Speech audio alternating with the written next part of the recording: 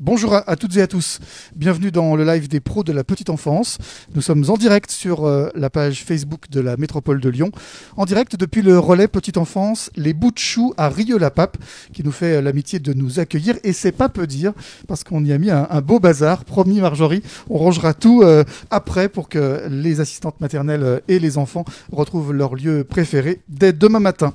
On est ensemble pour environ 1 heure pour échanger avec vous sur des thèmes comme l'alimentation, sur l'hygiène, mais aussi sur les sujets que vous allez amener par vos commentaires. Vous pouvez vous exprimer sous cette vidéo par les commentaires. On essaiera de prendre un maximum de vos témoignages, de vos remarques et de vos questions.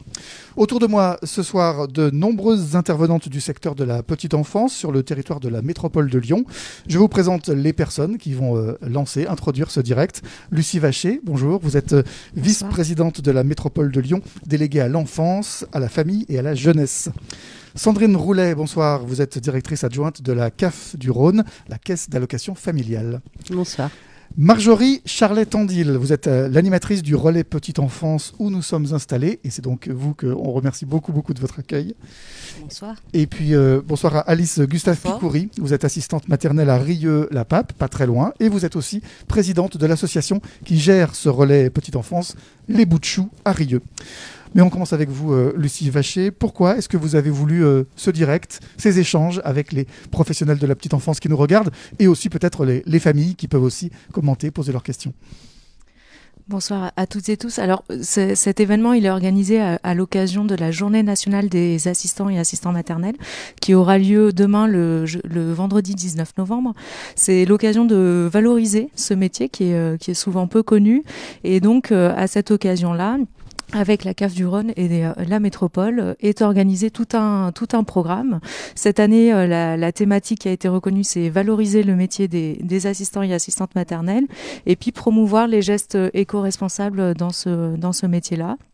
Parce que ce sont des professionnels qui ont pour qui la priorité est la sécurité et l'accueil dans un environnement sain pour les enfants.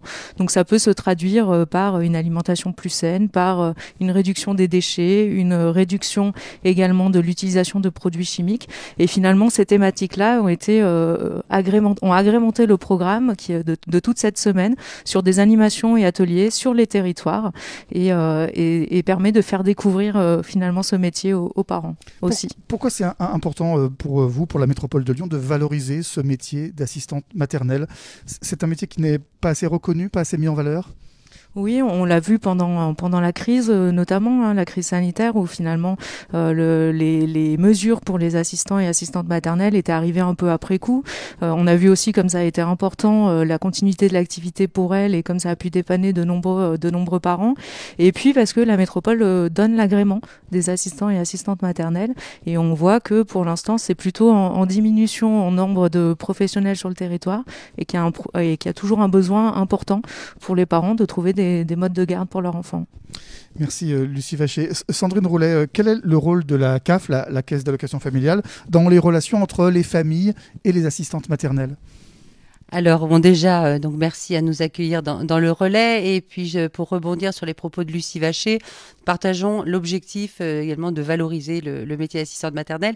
Alors comment on accompagne les parents, comment on accompagne les assistantes maternelles? Alors on le fait avec des processus individuels, c'est-à-dire avec les parents en solvabilisant la garde, avec le page emploi, mais pour les assistantes maternelles, surtout, et c'est plus le propos, c'est en les soutenant individuellement quand elles s'installent, avec des primes à l'installation ou encore des prêts à l'amélioration de l'habitat. Et surtout, encore, parce qu'aujourd'hui, on est dans un relais petite enfance, par le biais des relais petite enfance que nous agréons, qui ont changé de nom, puisqu'il s'agissait de RAM, mais le nom a changé. Relais d'assistante maternelle. Relais d'assistante maternelle, oui, pardon pour les acronymes. Maintenant, on a des relais petite enfance dont les missions sont réaffirmées. Et cette mission est bien d'informer les familles et d'accompagner les professionnels avec des missions renforcées que je tiens à souligner, parce qu'elles sont essentielles. Elles vont se mettre en place sur option et vont être accompagnées aussi financièrement par la CAF. Les relais peuvent opter pour une mission de guichet unique sur un territoire. C'est intéressant de pouvoir répondre aux parents à leurs questions sur les différents modes de garde. Elles vont également pouvoir développer l'analyse de la pratique, et ça, il me semble que c'est particulièrement important pour les assistantes maternelles, qu'elles puissent échanger entre elles sur leurs problématiques, alors que finalement, elles ne se rencontrent peut-être qu'au relais. Donc, c'est aussi une mission importante. Et enfin, une dernière mission renforcée qui est celle de développer une stratégie de communication pour valoriser le métier par des événements comme celui-ci, comme la Semaine des assistantes maternelles, mais également en participant à des rencontres, des SPI d'ASMAT. Enfin, il y a plein de choses innovantes à trouver et la CAF les accompagne parce qu'on partage vraiment ce souhait d'accompagner. Alors, on a notre objectif, évidemment, d'accompagner les familles dans la conciliation vie familiale, vie professionnelle, en leur permettant d'avoir des modes de garde de qualité. Et je crois que les assistantes maternelles, leur participation au relais sont un véritable gage de qualité. Merci beaucoup Sandrine Roulet. J'aime bien la façon dont vous parlez de guichet unique aussi. C'est vrai, dans un quartier, dans un territoire, se dire que toutes les questions liées à la petite enfance, au mode de garde, peuvent avoir comme ça des réponses. On peut pousser la porte, on peut entrer, même si on n'est pas une assistante maternelle, si on est simplement une famille ou bientôt une famille, on peut pousser la porte et poser des questions et avoir des réponses. Marjorie Charlet-Tandil, je disais tout à l'heure que c'est dans votre relais petite enfance qu'on est accueilli. Vous en êtes l'animatrice. Alors, évidemment, encore un grand merci, évidemment. Est-ce que vous pouvez nous le présenter tout simplement? Ça s'appelle Les Bouts de Chou et c'est au cœur du quartier de la Velette à Rieux-la-Pape. Tout à fait. Donc c'est un relais donc associatif qui est géré par des parents et des assistantes maternelles qui forment un conseil d'administration. Et du coup, il est effectivement situé sur un quartier à Rieux-la-Pape qui est le quartier de la Velette. Voilà. Donc on vous accueille dans les locaux qui sont mis à disposition par la ville.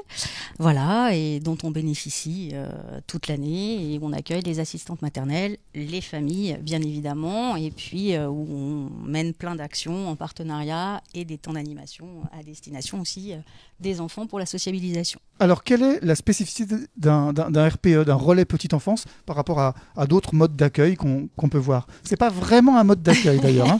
J'allais le dire. Hein. Voilà. Non, mais je vous coupe l'herbe sous le pied. Je sais très bien. Voilà. Donc, on est effectivement missionné. Donc, on a des missions qui sont effectivement dans un référentiel qui nous est délivré par la Caisse d'allocation familiale.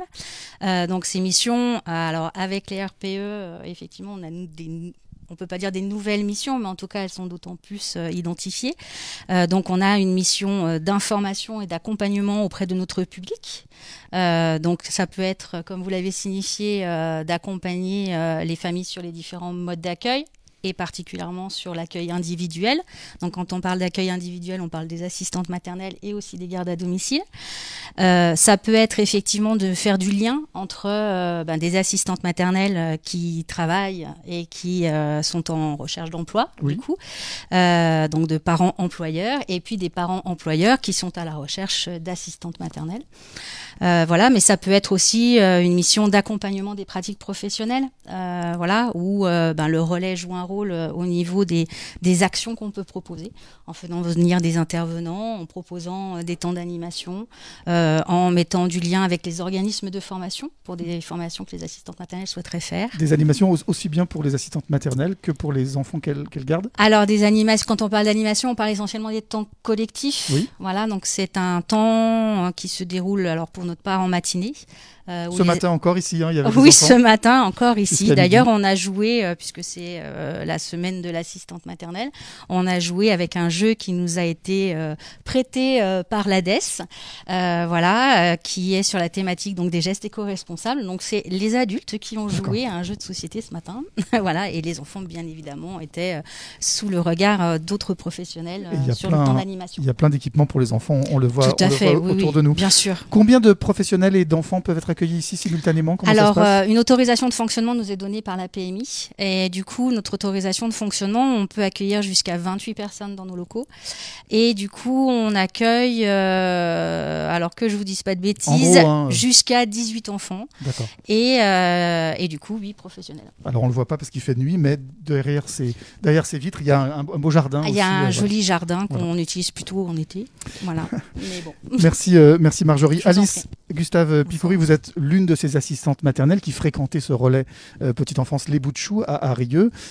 Alors, ce relais, on va pas faire une émission entière sur ce relais, mais c'est juste qu'il est représentatif de ce qui se passe, évidemment, sur tout le territoire de la métropole de Lyon. Et vous êtes aussi la présidente, je le disais tout à l'heure, de l'association qui gère ce relais. Vous aimez venir ici avec les enfants dont vous avez la garde? Énormément. Donc autant pour moi en tant que professionnel que pour les enfants et les familles également.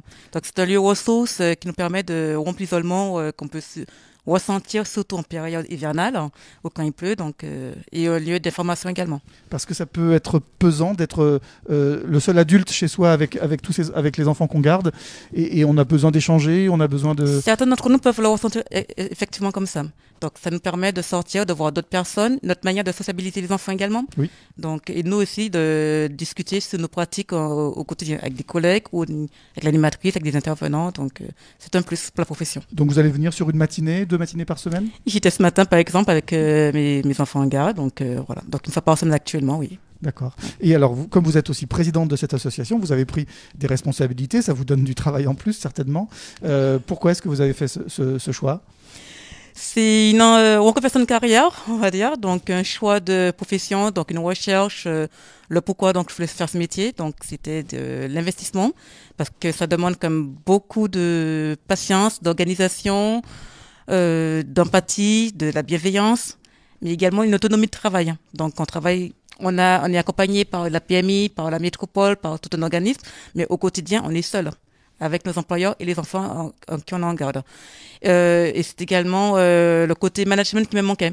Donc gérer une structure, donc voilà. Donc je combine les deux pour le moment. Formidable. Eh ben, merci beaucoup. Merci de votre regard. On n'a pas votre sourire parce qu'on a les masques. On s'est longtemps posé la question, est-ce qu'on les enlève, est-ce qu'on les enlève pas? La situation sanitaire fait qu'on a choisi de les garder. Tant pis, vous imaginez qu'on est très heureux et qu'on a beaucoup de sourires ici dans cette salle. Mais au moins, on est plus en sécurité. On a déjà des questions qui nous arrivent. Alors, on va les prendre dans un petit moment sur l'alimentation, sur l'hygiène. Et puis, à la fin de ce temps d'1 heure, on aura des questions un petit peu d'ordre général. Mais on a déjà une question pour Sandrine Roulet. Est-ce prévu d'ouvrir de nouveaux RPE sur le territoire de Lyon ou de la métropole de Lyon? Alors, les RPE sont gérés par des associations, comme ici, par des municipalités, et sont créés à partir d'un diagnostic de territoire et des besoins en fonction du nombre d'assistantes maternelles. Bien sûr. Donc oui, il y a de nombreux projets qui sont proposés à la CAF, alors qui nous sont aussi proposés parce que nous donnons l'agrément, et que nous pouvons également en financer. On a des dispositifs de subvention d'investissement. C'est pas vous qui les créez. On ne les crée pas, ce sont les associations qui les créent, ou les collectivités, ou les municipalités, et nous accompagnons l'effort d'investissement que va faire par exemple une collectivité. Et oui, sur la métropole, on a une métropole assez dynamique même sur la garde collective, mais sur les assistantes maternelles avec cette volonté de la métropole justement d'avoir des relais pour les professionnels. Donc oui, il y a de nombreux projets qui sont prévus. Très bien, merci beaucoup. Merci à toutes pour ce premier tour de table.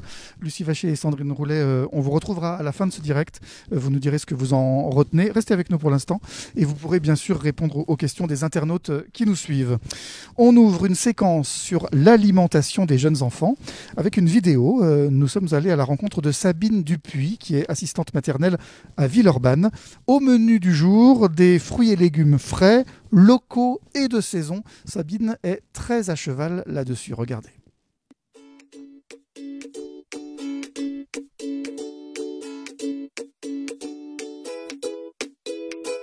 Je suis assistante maternelle depuis plus de 17 ans. Je garde 4 enfants, dont un périscolaire. Et je suis très vigilante sur l'alimentation. J'ai la chance que mon conjoint aille au marché m'acheter les fruits et légumes, ainsi que mes œufs. Et tout le reste des produits, c'est moi qui m'en occupe dans les supermarchés. Toute mon épicerie, je l'achète en vrac, ce qui est riz, pâtes, toutes mes graines. Ça m'évite le gaspillage des cartons et d'utiliser vraiment les proportions qu'il me faut. Après, je fais mes menus sur les 15 jours et tous les jours, je fais des menus différents pour les enfants que je prépare avant l'arrivée des enfants le matin. J'utilise les fruits et légumes tous les jours dans les repas avec les féculents et des protéines. Alors, lorsque les enfants ont du mal avec un légume, je vais faire des petites ruses en les mettant soit en compote, en mélangeant avec d'autres fruits, soit en les mettant avec des gâteaux au chocolat. Par exemple, le gâteau au chocolat à la courgette, ce qui permet aux enfants de goûter le légume sans s'en apercevoir. J'ai prévu aujourd'hui de faire des cakes aux pommes pour les enfants pour leurs 4 heures. Dans les gâteaux, je leur laisse le sucre parce que déjà, je ne leur en mets pas dans les compotes. Donc les doses en général, soit je vais couper avec du fructose, soit du sucre, mais en général, je mets le sucre normal. Je suis devenue assistante maternelle au départ parce que je cherchais une nounou pour mon fils et comme il fait des allergies alimentaires et qu'en plus j'avais des horaires atypiques, ça a été très compliqué, donc du coup j'ai tout laissé tomber pour faire nounou. Et je regrette pas parce que j'ai vraiment un beau métier.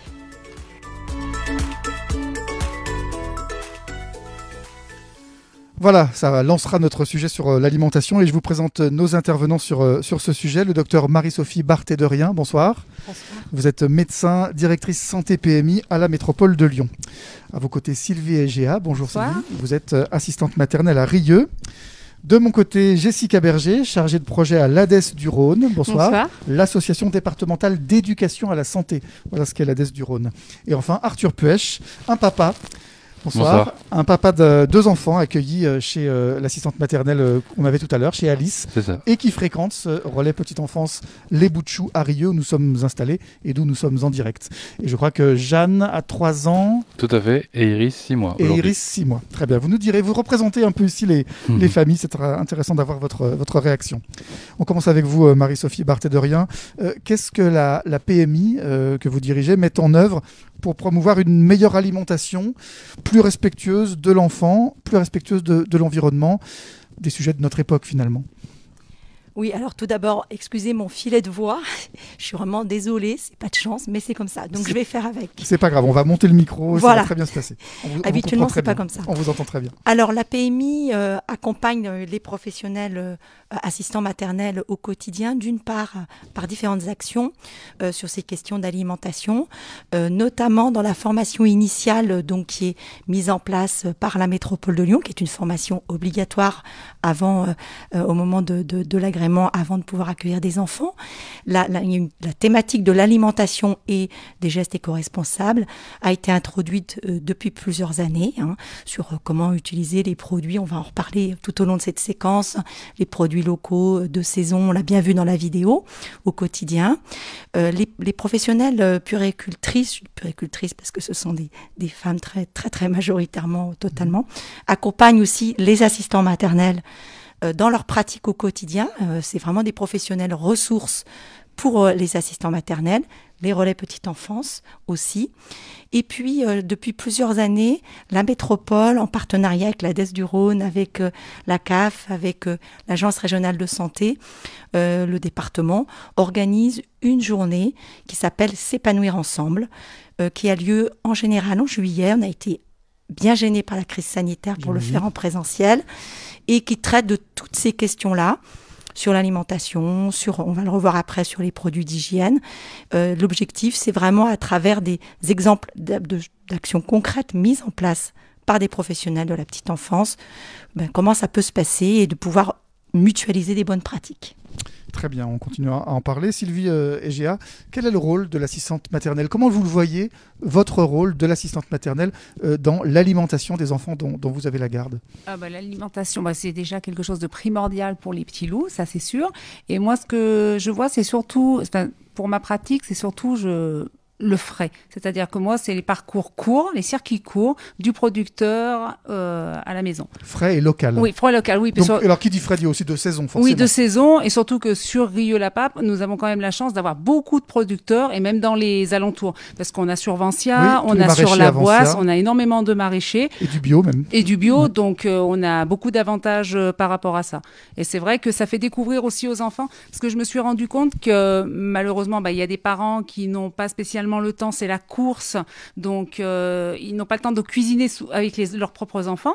Donc du coup, c'est vrai que nous, on a le temps de leur faire découvrir les fruits et légumes de saison de par les visites justement sur ces marchés ou chez ces producteurs et leur faire découvrir plein de saveurs différentes. Ça fait combien de temps que vous êtes assistante maternelle? 21 ans. 21 ans.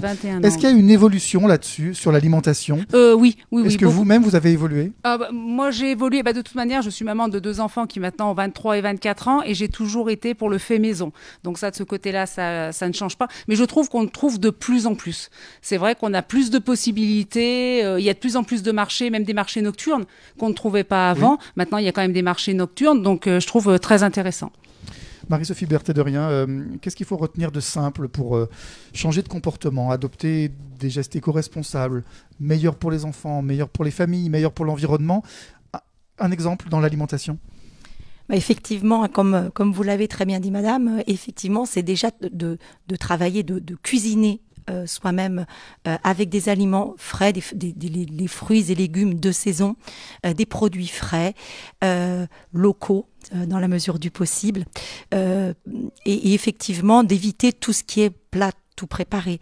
On sait très bien aujourd'hui que ça, c'est facile, qu'on peut tous y arriver et que c'est pas un objectif qui est trop compliqué à atteindre. Y compris pour les tout petits, hein, les premières alimentations solides par exemple? Oui, tout à fait. Dès la diversification alimentaire, hein, qui est maintenant autour de 4-6 mois, sans rentrer dans les détails techniques, mais effectivement de proposer ces produits et frais, préparés soi-même. Et alors, je ne sais pas exactement comment ça se passe, mais les assistantes maternelles, elles préparent les repas. C'est pas parfois les familles qui fournissent les repas, ça peut arriver? Alors ça peut arriver parce que surtout la première année, lors de la diversification alimentaire, c'est vrai que, et puis le plaisir des mamans aiment bien dans la journée, en fait, si on garde les enfants 10 heures par jour, les petites mamans, elles voient leur enfant que 3 heures en totalité. Donc du coup, pour elles, c'est un plaisir de se dire, j'ai fait à manger à mon enfant, il a eu quelque chose de ma part aujourd'hui. Et ça, c'est très, très important. Et puis après, avec la diversification, c'est un accord entre l'assistante maternelle et le parent employeur. Et alors, vous qui avez de l'expérience, est-ce que ça fait de vous aussi un relais, un conseil pour les familles? C'est-à-dire que les familles, quand elles vous voient donner de bonnes choses, des produits frais, des produits de saison, des produits éco-responsables à leurs enfants, est-ce que ça les tire dans le bon sens aussi? Ah bah oui, ça leur donne envie. Et puis déjà, rien que ce que va dire l'enfant quand on va sur le marché, par contre, que le soir, il ramène ou une pomme, ou une poire, un fruit de saison, parce que des fois, ils veulent partir avec certains aliments. Donc du coup, c'est toujours sympa. La maman dit, le soir, comment je peux faire? Allez, une petite poire, on peut faire une poire au chocolat. Donc du coup, ça donne des idées, et puis voilà, quoi. Donc c'est sympa pour tout le monde. Il est 19h24, on est en direct, hein, et on a tous bien compris que la poire au chocolat, ça pouvait être très très sympa. Jessica Berger, je vous ai présenté comme de l'ADES du Rhône. En 2 mots, mais vraiment en 2 mots, qu'est-ce que c'est l'ADES du Rhône? Alors comme vous l'avez dit, c'est une association départementale d'éducation pour la santé. C'est une association qui aide toutes les personnes qui travaillent avec un public, que ce soit de la petite enfance, mais aussi des personnes âgées, à mettre en place de la promotion et la prévention à travers des actions de terrain envers les professionnels et avec leur public. Et alors, est-ce que vous aussi, vous œuvrez à la promotion d'une meilleure alimentation ? Tout à fait, ça fait partie des thématiques qu'on travaille dans la petite enfance, donc c'est alimentation, sommeil, activité physique, estime de soi, qualité de l'air, vraiment tout ce qui touche à l'enfant et la petite enfance, en tous les cas dans ce que je fais, et l'alimentation plus particulièrement. Comme là on le travaille, c'est-à-dire que on a vu le petit clin d'œil sur les sucres, et donc c'est vrai que le sucre c'est quelque chose qui nous en tant qu'adultes nous fait plaisir à donner aux enfants, mais qui n'est pas nécessaire pour son bien-être, enfin son bien-être, son plaisir si, mais pour grandir il en a pas besoin en fait physiologiquement. Donc c'est vrai que ça nous fait plaisir de le mettre. Mais on pourrait très bien donner des gâteaux sans sucre aux enfants et ne pas avoir à en rajouter du tout. Le fructose qu'on peut trouver dans les fruits sont nécessaires et suffisants pour l'enfant. Et en plus, le sucre, c'est le sujet d'une sorte presque d'addiction. Quand on a commencé à en consommer, on en veut toujours et encore. Toujours plus, c'est un peu comme le sel. Donc plus on en met tôt, plus on va acquérir ce goût du sucre et donc avoir une appétence pour le sucre. C'est-à-dire que dans les produits industriels, en tous les cas, les yaourts pour les enfants, les céréales aussi, enfin vraiment tout ce qu'on peut donner facilement aux enfants, on va trouver une quantité de sucre assez impressionnante sur lequel on fait pas forcément attention, mais petit à petit, en cumulant tout ça, à la fin de la journée, on se rend compte qu'on a une grande quantité en fait, alors que l'enfant, comme je le répète, n'en a pas besoin pour son développement. Exactement, mais bon, pour se faire plaisir, pour lui faire plaisir en petite quantité, dans les moments festifs, pourquoi pas? Très bien. Comment est-ce que vous dispensez ces conseils, ces formations ? Vous intervenez par exemple dans un RPE comme celui-ci ? Oui, tout à fait. La semaine dernière, il y a 2 semaines, je formais Marjorie justement à comment transmettre des messages de promotion et d'éducation à la santé aux parents. Et ensuite, pour pérenniser un petit peu ces actions, je l'accompagne en co-animation avec les assistantes maternelles. Et puis, si nécessaire, on fait des temps de formation, de conférences pour les parents qui sont avec nous. Vous me faites une transition magnifique. Arthur Puech, vous êtes le papa de Jeanne et Iris, Oui. 3 ans et 6 mois, accueillis chez Alice, qu'on a vu tout à l'heure et qu'on reverra encore, C'est ça. et qui fréquente ce relais petite enfance à Rieux, d'où on est en direct, les bouts de choux à Rieux-la-Pape.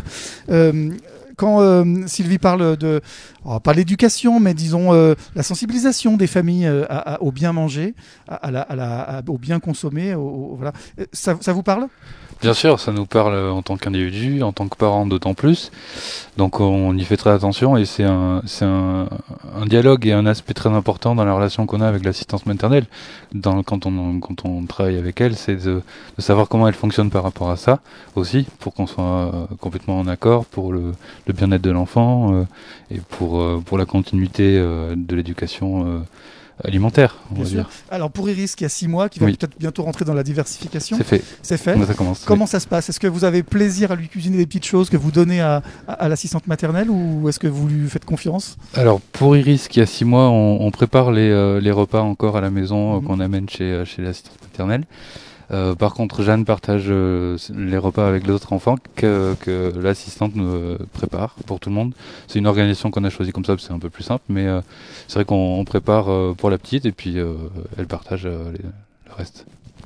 Marie-Sophie Barthédorien, c'est une articulation qui se fait bien comme ça, ces préparations à la maison, et puis à un moment où on bascule, on passe à l'alimentation toute assistante maternelle, avec le plaisir de faire le marché, de ramener sa petite pomme, de cuisiner.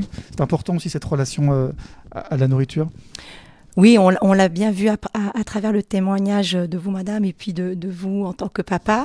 Je pense qu'effectivement, c'est important pour le professionnel assistant maternel et les parents d'être en communication, de pouvoir échanger et de trouver le mode de fonctionnement.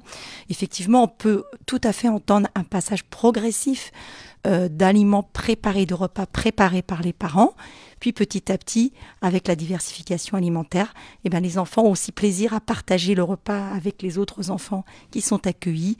Et puis bien sûr, dans la préparation des repas quand c'est possible ou d'aller au marché avec son assistant maternel, ce sont de belles expériences qu'il peut aussi partager au retour à la maison avec ses parents et ses frères et sœurs s'il en a. C'est le message qu'on peut passer aux professionnels de la petite enfance qui nous regardent aujourd'hui, qui n'auraient peut-être pas encore franchi le pas. Voilà, le marché avec les enfants, c'est une bonne idée. Sylvie ? Oui, pour moi, c'est une bonne idée. Nous, c'est tous les mercredis matins, avant d'aller au relais La Cabriole, où je suis adhérente. Et c'est vrai que c'est un plaisir pour tout le monde, aussi bien pour moi que pour eux. Oui. Le relais La Cabriole, qui est un autre relais. Qui est un autre relais Rieux, de Rieux-la-Pape. Dans un autre quartier de Rieux. Quel quartier ? Les Alaniers. D'accord, donc, les Alaniers. Jessica Berger, qu'est-ce qu'elles vous disent, les assistantes maternelles que vous rencontrez quand vous les sensibilisez à une meilleure alimentation ? C'est un message qu'elles reçoivent volontiers ? Oui, tout à fait. Elles sont toujours à cœur de pouvoir continuer à approfondir leurs connaissances, à aller plus loin, à justement être plus en adéquation avec notre ère, j'ai envie de dire, donc qui est de promouvoir cet aspect développement durable, bien-être de l'enfant, etc. avec les parents. Et donc du coup elles aussi, elles se sentent valorisées quand elles peuvent échanger aussi avec les parents et leur transmettre aussi des informations. Et donc c'est tout le monde est plus riche comme ça de connaissances, donc c'est super. Arthur Puech, est-ce que Jeanne, qui mange comme tout le monde, maintenant qu'elle a 3 ans, est-ce qu'elle mange des choses chez l'assistante maternelle qu'elle ne mange pas chez vous ? Parce que moi, j'ai une fille qui, longtemps, on a cru qu'elle ne mangeait pas de tomates, et l'assistante maternelle nous a dit, monsieur, chez moi, elle mange des tomates, elle se régale de bonnes tomates. Oui, ça arrive. Alors c'est surtout la quantité qui change entre l'assistante maternelle et la maison, mais on a la chance d'avoir une assistante maternelle qui est née en Guadeloupe et du coup qui amène des plats que nous on ne cuisine pas à la maison, qu'on ne connaît pas forcément. Donc ces plats-là notamment, elle les a découverts là-bas et puis elle s'en délecte. Après là comme ça je ne saurais pas vous dire quel aliment précisément, mais oui je sais qu'elle mange des choses chez la nounou qu'elle mange peu ou pas à la maison. Bon, en tout cas, ça se passe bien, c'est formidable. Merci beaucoup. N'hésitez pas à nous envoyer vos questions en commentaire. On est là pour les prendre, pour les répercuter sur l'alimentation, même si on est en train de terminer cette séquence, mais on peut quand même en prendre d'autres. Sur l'hygiène, la séquence qui arrive. En tout cas, je vous remercie beaucoup pour avoir participé à cette petite table ronde ici au relais Petite Enfance Les Bouts de Chou. On enchaîne avec l'hygiène, voilà, et avec une vidéo. On a rencontré Sandra Tavares, assistante maternelle dans le 4e arrondissement de Lyon. Elle nous a parlé de son approche des produits d'hygiène et notamment de son évolution vers des produits plus naturels. Regardez.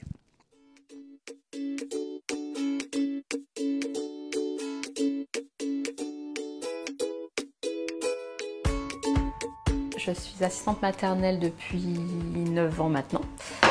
Actuellement, je garde 2 enfants, 2 petits garçons, Marceau qui a 15 mois et Victor qui a 27 mois. Alors, concernant l'hygiène pour les enfants, ce sont les parents qui doivent nous fournir les produits. Généralement, ils nous fournissent des produits assez naturels. Pour ma part, je n'ai pas encore eu de parents qui me donnaient des lingettes ou des produits assez agressifs. On échange beaucoup avec les parents, que ce soit pour l'hygiène ou même pour les petits bobos quotidiens. Je m'intéresse beaucoup aux produits naturels. Moi, mon déclic, ça a été les tests sur les animaux. Ensuite, en m'y intéressant, effectivement, c'était sur l'environnement et puis sur ce que ça pouvait impliquer sur notre peau et notre santé. Donc voilà, j'étais pas très regardante et je le suis devenue beaucoup plus et je fais maintenant très attention. J'ai eu la chance d'avoir des amis thérapeutes et de faire beaucoup de salons de bien-être et d'apprendre justement les bienfaits des plantes, la coco, l'aloe vera, et qu'on a beaucoup de choses à portée de main qui ne coûtent pas très cher et qui sont bien meilleures pour la santé. Donc voilà, depuis quelques années, maintenant je fonctionne comme ça. Et pour l'entretien de ma maison, je privilégie le vinaigre blanc pour nettoyer les surfaces, les vitres.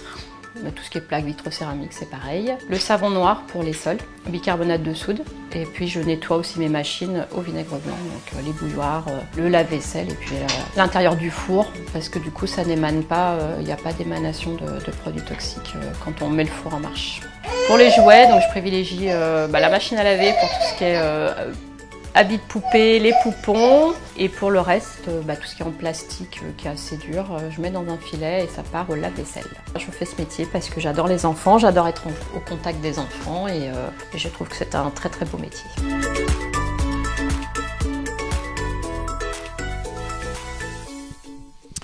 Voilà, Sylvie Egea nous a laissé et c'est Alice Gustave Picouri que nous retrouvons à sa place, toujours assistante maternelle à Rieux et présidente de ce relais Petite Enfance qui accueille notre direct ce soir. Il est 19h34 et nous sommes en direct de Rieux-la-Pape. Nous attendons vos questions, n'hésitez pas à les poser en commentaire, pourquoi pas sur l'hygiène puisque c'est le sujet qui nous occupe à présent. Marie-Sophie Barthédorien, je rappelle que vous êtes médecin et vous êtes directrice PMI Santé à la métropole de Lyon. Quelles sont les consignes que vous donnez, que vos services peuvent donner aux professionnels de la petite enfance en matière de produits d'hygiène ? Et puis quelle évolution, j'ai envie de dire ? Alors oui, c'est vrai que aujourd'hui, on a des études scientifiques qui nous ont étayé, qui nous ont apporté aussi l'intérêt d'utiliser des produits simples, comme on l'a vu dans la vidéo, en termes de produits d'hygiène dans le quotidien des assistants maternels. Donc ça, on a maintenant des études qui sont étayées, qui nous permettent de voir l'intérêt pour l'enfant et leur efficacité. Dans ce sens, on a d'ailleurs l'année dernière déjà travaillé avec l'association départementale d'éducation à la santé sur des tutoriels pour comment faire ces produits, utiliser les produits d'entretien simples au quotidien pour les assistants maternels qui sont diffusés sur le site du Grand Lyon et de la métropole. Donc c'est vraiment dans le quotidien des professionnels qu'on explique comment utiliser tous ces produits, soit au travers ces différents outils qu'on a pu réaliser, et puis au travers d'actions de communication qui s'appellent les mois de la prévention, que la PMI élabore de façon très régulière sur une thématique donnée, avec toujours une affiche sous forme d'accroche, et puis des outils un peu plus développés pour aller plus loin. Et récemment, on avait fait le mois de la prévention consacré à Ma famille respire. l'importance de la qualité de l'air à l'intérieur de la maison. Et là, on parle de produits d'hygiène, voilà, d'entretien de la maison. Vous avez un exemple concret de la façon dont on peut changer un comportement, passer à un produit différent ou travailler différemment pour entretenir sa maison ou pour l'entretien de l'enfant également? Alors je crois que là vraiment ce qui a été montré dans la vidéo est très parlant, hein. Vraiment le vinaigre blanc, c'est un produit qui en plus qui n'est pas cher, qui est simple d'utilisation, qui est très polyvalent, on peut l'utiliser dans beaucoup d'utilisations pour le nettoyage, pour détartrer, comme l'a dit l'assistant maternel, les bouilloires, un certain nombre de produits, des produits de la cuisine, hein, des ustensiles de cuisine, le savon noir pour nettoyer les sols, ça c'est très important, c'est un produit simple qui n'est pas dangereux pour la santé des enfants, contrairement à d'autres produits qui utilisent des produits chimiques potentiellement toxiques, notamment tous ceux en spray. Ceux-là, vraiment, faut vraiment les éviter. Tous ceux qui sont éventuellement avec des composants toxiques pour l'enfant. Et puis, effectivement, le bicarbonate qui est souvent associé au vinaigre blanc, et ça permet de détartrer quand même très efficacement, notamment sa cuisine, mais aussi la salle de bain. Et c'est vrai que les produits du commerce, des produits un peu chimiques que vous évoquez, une fois qu'on les a passés, ça sent bon, ça sent le frais, ça sent le propre, comme on dit, alors que le vinaigre blanc, c'est une autre odeur à laquelle il faut s'habituer, mais vous dites que c'est meilleur à la santé. Ça n'a rien à voir. Oui, tout à fait. C'est vrai qu'on est encore sur cette représentation, vous avez tout à fait raison. Ça sent le propre. Ça sent le propre, c'est vrai. Alors, c'est vrai que le vinaigre, c'est une autre odeur, hein, donc ce qui est pas, à laquelle tout le monde n'est pas habitué. Après, c'est une odeur qui est de courte durée. L'importance, même si on utilise du vinaigre blanc au quotidien ou le savon noir, un autre message qui est important à faire passer, c'est d'aérer sa maison, d'aérer l'espace intérieur, ce qu'on appelle pour améliorer la qualité de l'air intérieur, puisqu'on sait qu'on passe beaucoup plus de temps à l'intérieur qu'à l'extérieur, que l'air intérieur est plus pollué que l'air extérieur et que c'est très important, mais on en reparlera sans doute dans cette séquence, d'aérer tous les jours, au moins 10 minutes par jour, avant l'arrivée des enfants pour les assistants maternels. Attention aux accidents domestiques pendant leur présence, bien sûr, hein, mais ça vous le savez. Ça peut être avant l'arrivée des enfants, après leur départ le soir ou pendant la sieste, pour renouveler l'air de la maison et de ce fait, ça renouvelle les odeurs aussi, ça évite que les odeurs ne stagnent. Merci. Alors on a des questions qui nous arrivent, hein. Je vous encourage à nous les faire passer toujours en commentaire. On nous demande évidemment, il y a une période de crise sanitaire, on est tous un petit peu au courant. Jessica Berger, peut-être vous pouvez nous répondre. Est-ce que le vinaigre blanc dont on parle est assez efficace pour la Covid-19 ? Alors sur cette question, je vais pas pouvoir répondre. Je me tourne vers le médecin. Mais par contre, je peux juste faire un attention. C'est vrai que pendant les périodes sanitaires, beaucoup de monde ont préconisé le retour à la javel. Et par contre, on ne mélange jamais javel et vinaigre blanc parce que là, c'est vraiment des toxiques. Des gaz très toxiques. Ça peut faire des gaz très toxiques. Et donc du coup, il faut jamais mélanger les deux. Donc soit on en utilise un, c'est-à-dire dans période normale, le vinaigre blanc dilué, attention, parce que le vinaigre blanc, ça s'utilise pas forcément pur, surtout sur les meubles ou quoi que ce soit, on le dilue avec de l'eau. Comme ça sent déjà moins fort. Et donc du coup, si on décide de passer à la javel dans les cas de pandémie, là, il faut faire plusieurs rinçages à l'eau claire avant d'utiliser de la javel, ce qui n'est pas forcément... Je laisse la parole du coup à Marie-Sophie. Et juste avant, d'une manière générale, c'est jamais une bonne idée de mélanger des produits chimiques. Le vinaigre blanc est un produit chimique aussi. C'est jamais une bonne idée de le faire comme ça. Sur la Covid, oui. Docteur Barthé-Dorian. Alors, pardonnez-moi, vous avez tout à fait raison. L'importance d'utiliser peu de produits. C'est vrai qu'on l'a peut-être pas dit jusqu'à maintenant, mais peu de produits, ça aussi, c'est un maître mot. Hein. Éviter d'avoir trop de choses chez soi, ça c'est une évidence, que ce soit dans les produits d'entretien, les produits d'hygiène, les cosmétiques. Sur la question de la crise sanitaire, effectivement, on s'est tous interrogés au départ sur quelle efficacité du vinaigre blanc. Effectivement, aujourd'hui, on sait que le vinaigre blanc agit et détruit le virus, ce virus-là en tout cas.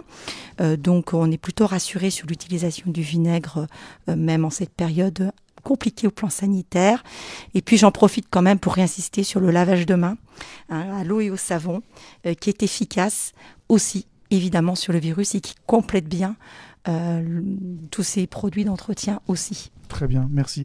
Alice Gustave Picouri, qu'est-ce que vous utilisez, vous, comme produit ménager pour l'entretien de la maison, et est-ce que vous avez évolué, est-ce que vous changez vos habitudes?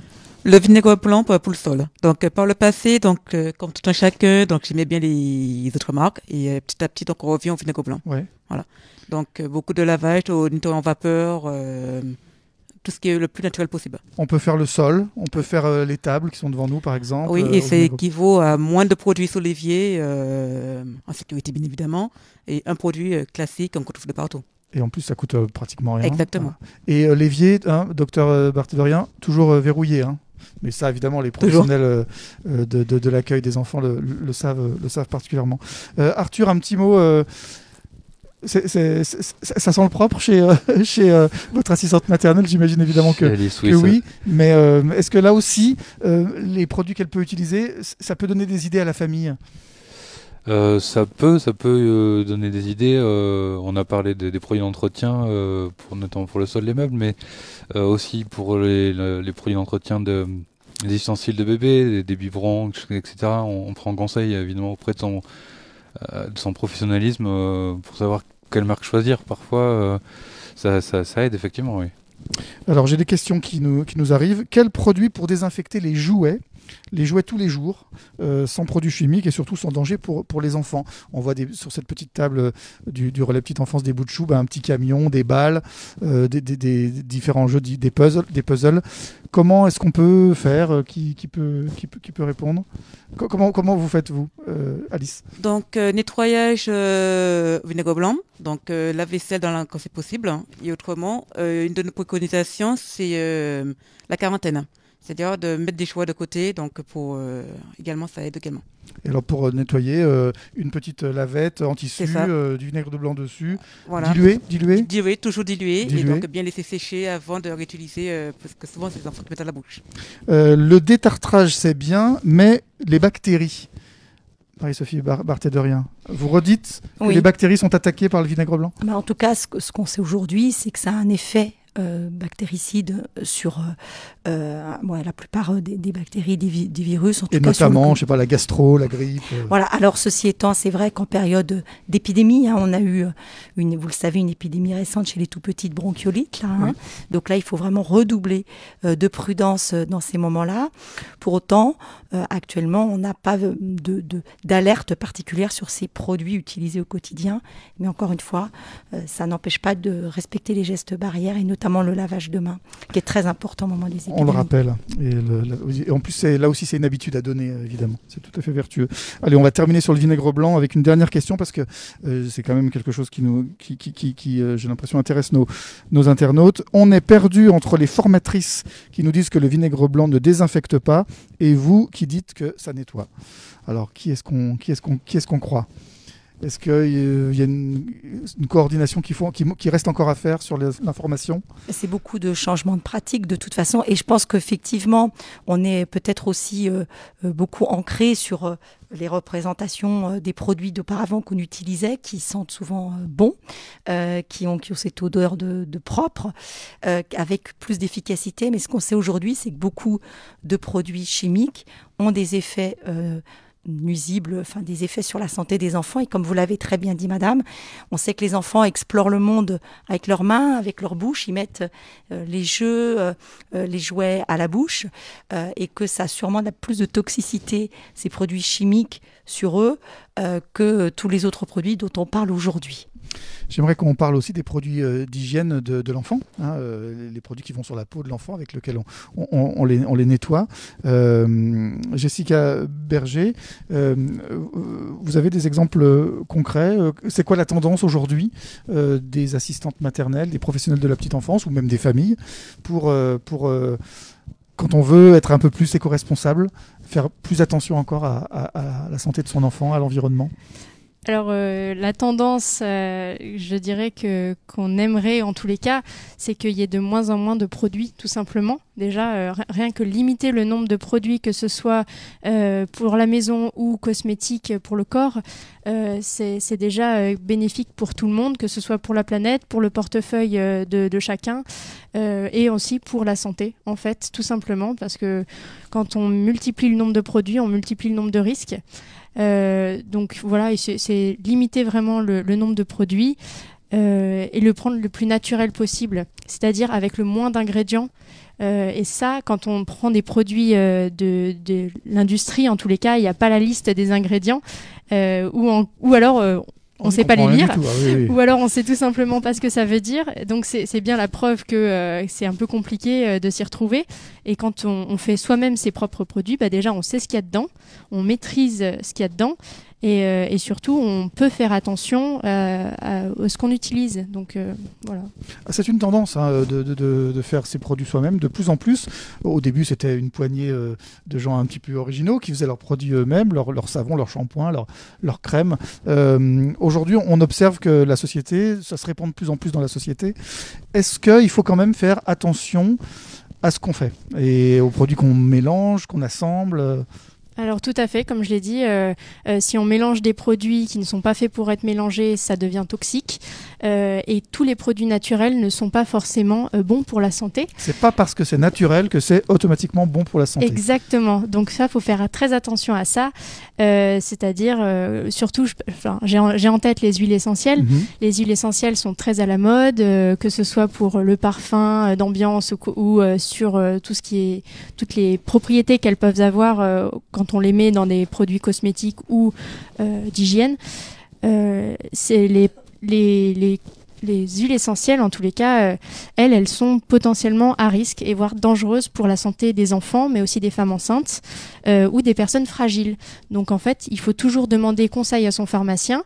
Donc moi, j'ai fait l'expérience de demander quelles huiles essentielles on pouvait utiliser pour les enfants, et clairement, à plusieurs pharmacies, on m'a dit aucune huile essentielle n'est autorisée. Pour les enfants, et il y en a certaines qui sont carrément dangereuses pour aussi les femmes enceintes. Donc vraiment, quand on fait son produit soi-même, on limite déjà le nombre d'ingrédients, mais aussi on demande conseil à son pharmacien si on utilise des produits qu'on n'a pas l'habitude ou qui semblent sympas à utiliser pour les odeurs. En fait, ce n'est pas ça sent le propre. Qu'il faut dire maintenant, ça sent soit neutre, soit ça sent bon parce que ça ne sent rien, et le rien, c'est ça qui est bénéfique. Parce si ça sent trop le propre, là aussi c'est suspect un petit peu. Ça sent le propre, pour moi, c'est des produits qui peuvent être en fait néfastes pour la santé. Les dernières études ont montré que les femmes et les hommes qui passaient le ménage régulièrement, et voire très très régulièrement, avaient plus de problèmes et potentiellement autant de problèmes que des fumeurs. Donc c'est quand même assez parlant. Donc sur ça, les produits qu'on peut utiliser, faut faire attention. C'est vraiment limiter le nombre de produits, mais toujours en essayant de désinfecter quand même pour que ça reste sain. Docteur Barthédorien, vous êtes sur cette ligne aussi. Je crois qu'on parle des perturbateurs endocriniens. On en parle beaucoup de ça. Oui, tout à fait. Alors, bien d'accord avec ce que Jessica Berger a expliqué. C'est vrai aussi, il faut se méfier des enseignes un peu alléchantes, commerciales. Bien toujours regarder la composition des produits, même dits naturels. Privilégier aussi certes les labels qui sont de qualité. Et puis, quand on fait ces produits soi-même, je pense que c'est important aussi de mettre la date à laquelle on a fait ce mélange. Ça ne se conserve pas éternellement. Voilà, exactement. Et de bien en parler à l'assistante maternelle quand on confie en tant que parent ce produit pour être bien sûr qu'il ne soit pas utilisé non plus trop longtemps, parce que ça c'est important.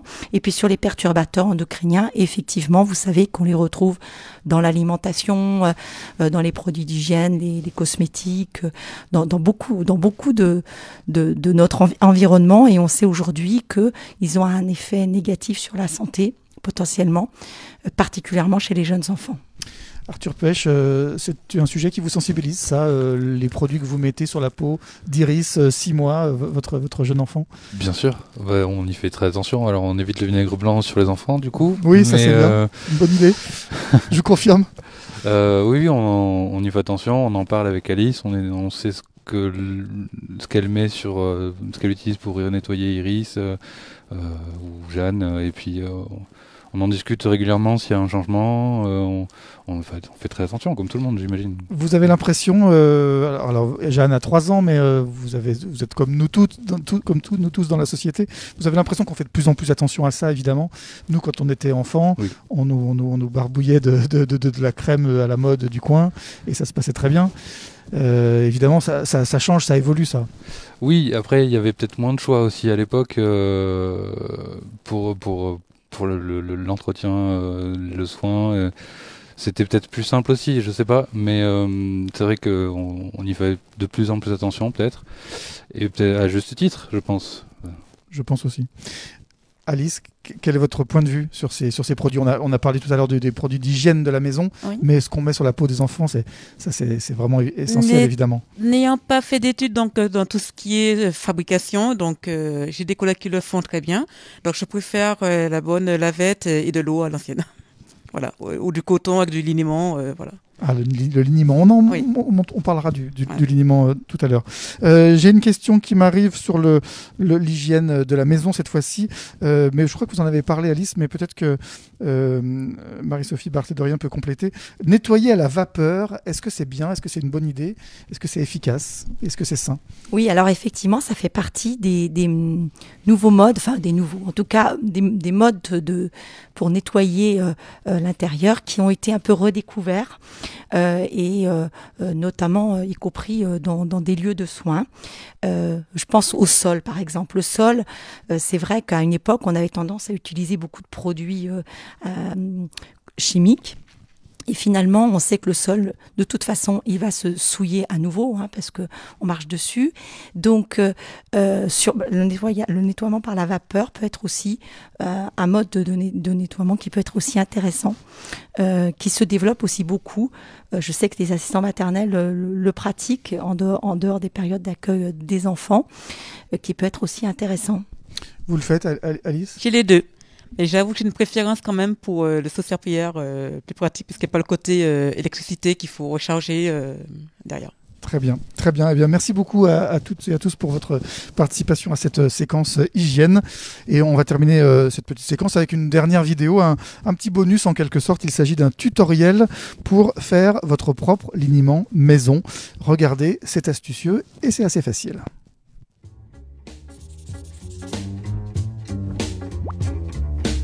Aujourd'hui, nous allons préparer du liniment. Le liniment est un produit hygiénique qu'on utilise lors du change du bébé lorsqu'il a les fesses irritées. Il est composé d'ingrédients naturels. Pour préparer 250 ml de liniment, il vous faut une balance, un mixeur, un récipient, un flacon, 125 g d'eau de chaux, 6 g de cire d'abeille et 125 g d'huile d'olive. C'est parti! Dans un récipient, mettre la cire d'abeille et l'huile d'olive. L'huile d'olive peut aussi être remplacée par de l'huile de tournesol. Oubliez les huiles à base de fruits à coque, comme celles d'amandes douces, qui peuvent être allergènes. La cire d'abeille sert d'émulsifiant et permet donc d'avoir une texture plus onctueuse. Faites chauffer l'ensemble au bain-marie pour faire fondre la cire d'abeille. Une fois la cire fondue, sortez le récipient du bain-marie et ajoutez l'eau de chaux. Cette dernière permet d'alcaliniser la solution en contrant l'acidité des urines. Bien mélanger à l'aide d'un mixeur jusqu'à obtenir une texture crémeuse, un peu comme une mayonnaise. Versez votre liniment dans un flacon, de préférence en verre. Fermez avec un bouchon poussoir pour que ce soit plus pratique d'utilisation ou par un simple bouchon. Pensez à l'étiqueter avec sa date de fabrication. Vous pouvez le conserver pendant environ 15 jours à l'abri de la lumière et de la chaleur. N'oubliez pas de bien secouer votre flacon avant chaque utilisation. Voilà, Jessica Berger, c'est votre recette du liniment? Oui, tout à fait. J'ai fait ma manucure pour ça. À quoi ça sert le liniment ? Le liniment, c'est à mettre sur l'enfant pour protéger un petit peu s'il a les fesses un petit peu rouges ou légèrement irritées. Après, c'est un produit aussi cosmétique qu'on peut très bien éviter tout simplement en mettant de l'eau, du savon, nettoyant et en laissant les fesses à l'air libre. Donc ça, c'est le plus sain, c'est quand même qu'il n'y ait rien. Donc le liniment, ça sert juste à mettre un petit peu plus d'alcaliniser un petit peu les fesses qui peuvent être acidifiées par les urines du bébé. Très bien, merci beaucoup. Restez avec nous. Il nous reste quelques minutes avant de conclure ce direct. Et pour répondre aux questions que vous nous envoyez en commentaire, vous nous suivez sur la page Facebook de la Métropole avec Lucie Vacher qui nous a rejoint. Je rappelle que vous êtes vice-présidente de la Métropole de Lyon, déléguée à l'enfance, la famille et la jeunesse. Et puis Sandrine Roulet, directrice adjointe de la CAF du Rhône, la Caisse d'allocation familiale. Alors, on a des questions un peu larges, notamment sur la médecine du travail. Pourquoi il n'existe pas de médecine du travail, nous demande une assistante maternelle. Il y a une vingtaine d'années, cela existait. Qui peut répondre à cette question ? Docteur, partez de rien. Alors en fait, il n'existait pas de médecine du travail, justement pour les assistants maternels. La PMI avait ce rôle de suivi médical des assistants maternels qui, avec le temps, parce que c'est vrai qu'en termes de mission, les missions des professionnels de PMI aussi ont augmenté, ils pouvaient plus forcément assurer cette mission-là. Donc c'est le médecin traitant de l'assistant maternel qui était l'interlocuteur.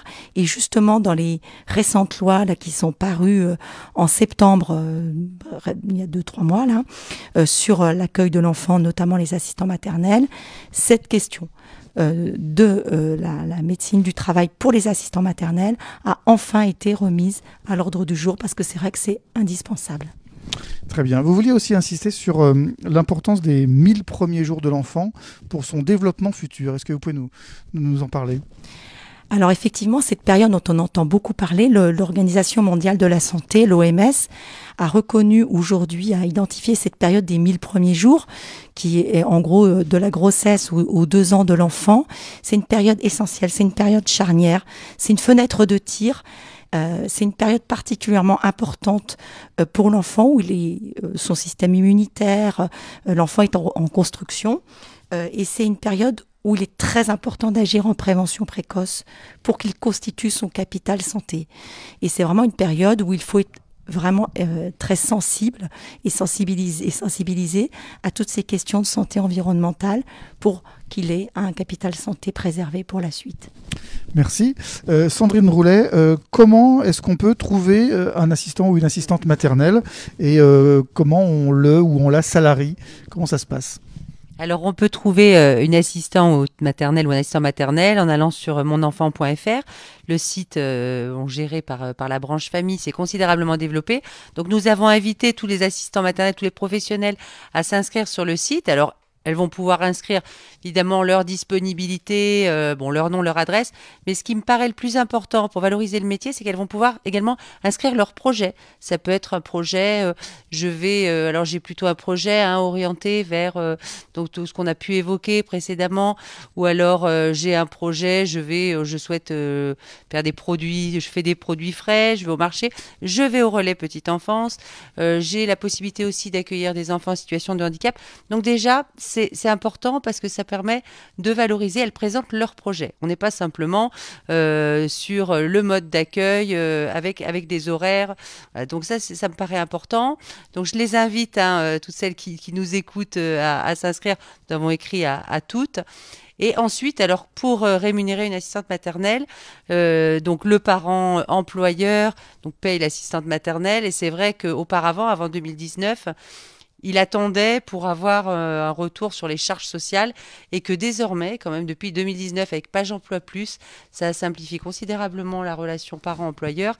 C'est-à-dire que la rémunération de la professionnelle ou du professionnel est directement prélevée sur le compte du parent déduction faite des charges sociales. Donc c'est quand même une grande avancée aussi qui permet à des parents d'avoir recours à des modes d'accueil individuels. Et ensuite, c'est Page Emploi Plus qui va rémunérer pour son salaire net le professionnel. Donc c'est une vraie avancée qui évite aussi aux parents de faire l'avance en attendant d'avoir la réduction des charges. Très bien. Lucie Vacher, je crois que vous souhaitez associer encore mieux les assistantes maternelles dans les réflexions autour de leur propre métier. Comment faire et quel est votre projet là-dessus ? Oui, exactement.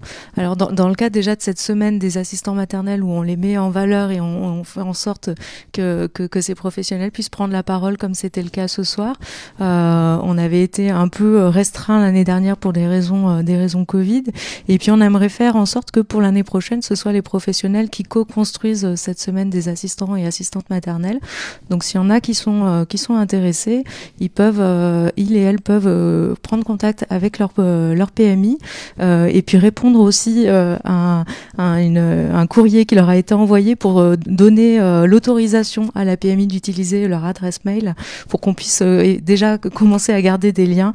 Et voilà, donc pour les personnes intéressées, l'occasion est faite de pouvoir participer. Alors ça sera dans l'année parce que ça prend un peu de temps de construire toute une semaine avec un programme, mais voilà, pour pouvoir vraiment leur donner toute la place. Alors on nous demande aussi beaucoup d'échanges entre assistantes maternelles. Comment faire qu'elles dialoguent plus, qu'elles échangent plus. Peut-être que si on propose de nouveau un live comme ça, on fera dialoguer plus les assistantes maternelles entre elles. Voilà, on peut nous reprocher parfois d'avoir fait un peu trop de formation, mais c'est vrai que je dirais plus que c'était de l'information sur ces sujets qui sont essentiels, que sont l'alimentation et l'hygiène. Mais c'est vrai que d'une manière générale, et on sent que le succès de ces relais petite enfance en est la preuve, les assistantes maternelles ont envie d'échanger entre elles. Et ça, à la métropole, vous avez envie de le favoriser aussi. Oui, tout à fait, bien sûr. C'est vrai que ça fait partie des retours et ça a été dit tout à l'heure, hein, la question de l'isolement, d'être chez soi, parfois seul à un moment donné pour exercer ce métier. Donc il y a des professionnels qui cherchent à pouvoir se rencontrer. Les relais petite enfance sont les lieux vraiment pour le coup. Pour ce soir, il y avait le chat où c'était possible d'échanger aussi, de poser des questions. Et puis après, il y a des assistants maternels qui réfléchissent à d'autres modes d'exercice, soit en se rassemblant dans des crèches familiales ou dans des maisons d'assistants maternels aussi. Donc c'est des formes alternatives qui existent comme ça pour rencontrer d'autres professionnels et exercer différemment ce métier. Très bien. Et vous, Jessica Berger, à l'ADES du Rhône, vous avez peut-être aussi vocation à susciter ce genre d'échange, de temps de rencontre Oui, nous on organise le plus souvent possible des temps de rencontre parce que c'est là où on valorise le professionnel, le parent dans ses connaissances, c'est-à-dire que les connaissances, la plupart du temps, les gens les ont et c'est en échangeant qu'on évolue. Donc nous, notre part, c'est plutôt d'être animateur dans ces groupes et de laisser la parole aux professionnels et aux parents pour échanger. Très bien. Eh bien, ça peut répondre peut-être à ce besoin. En tout cas, on va suivre ça de près. Il est 20h04, nous sommes toujours en direct et on va conclure ce direct. On avait dit qu'on vous prendrait une petite heure de votre temps. Il est temps peut-être d'aller aussi dîner en famille. Je vous propose quelques mots de conclusion. Lucie Vacher, vice-présidente de la métropole, qu'est-ce que vous retenez de ce temps d'échange de ce soir ? Je retiens une forte volonté des professionnels de se former et puis d'échanger, de parler de leur métier. Je voyais dans le chat certaines réactions qui étaient vraiment, oui, cette volonté de marquer. On est des professionnels de la petite enfance, voilà, il faut l'assurer, il faut le dire. Et donc voilà, je trouve que c'est des professionnels, on le voit, qui se forment et qui là, il y a quelques pistes qui ont été données pour des gestes assez simples finalement, venir encore aussi améliorer l'accueil de l'enfant. Très bien, eh bien, ce seront les mots de la fin. Merci à toutes de votre participation. Merci aux nombreux internautes qui nous ont suivis et qui ont contribué par leurs témoignages, leurs remarques et leurs questions. C'est la fin de ce direct. Merci au relais Petite Enfance, les bouts de chou de Rieux-la-Pape qui nous a très très gentiment accueillis. Promis Marjorie, on va tout ranger. Merci aux équipes de la métropole qui ont rendu possible ce direct. On vous donne rendez-vous dans d'autres temps d'échange, vous l'aurez compris. C'est vraiment la volonté de la métropole de vous accompagner là-dessus. Cette vidéo est immédiatement disponible en replay, comme on dit. N'hésitez pas à la partager auprès de personnes qui pourraient être intéressées. À bientôt. Bonne soirée. Merci.